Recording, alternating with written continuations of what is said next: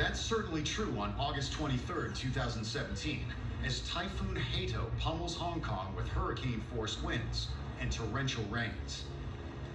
Typhoon Hato was one of the strongest typhoons to hit Hong Kong in the last 50 years. Many of the city's smartphone users filmed stunning scenes of Hato's impact. One onlooker captures this remarkable scene on top of an unfinished high-rise.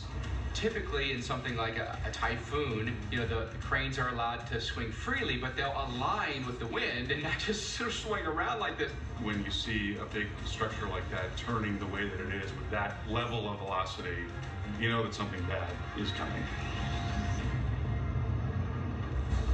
The winds can get much stronger when you go 10, 20, 30 stories up from the ground. And boy, is that a scary sight.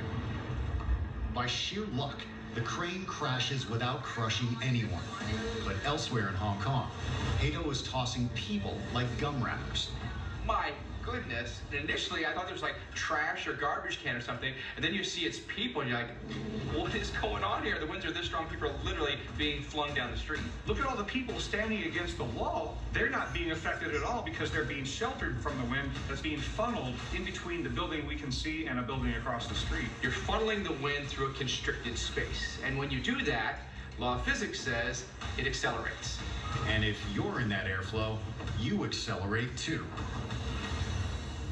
Once that forward momentum is carrying you and the wind keeps pushing you and there's another gust there, it's going to be hard to recover from that. For me, this brings back really bad memories. A couple of hours ago,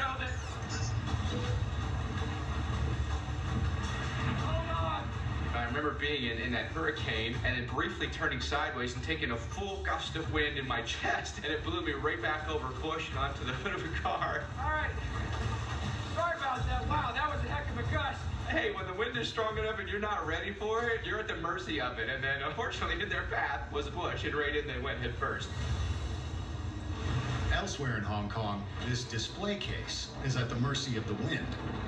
This store owner who's going after his display case, he's in much more danger than he thinks. That is not a lightweight appliance. That is something that could kill you. At the coast, Hato hurls towering waves onto beachside apartments. We don't realize just how heavy and powerful and damaging water can be, and how ill-advised it is to be watching waves crashing on the shoreline, standing behind this glass door. Hato leaves Hong Kong in tatters.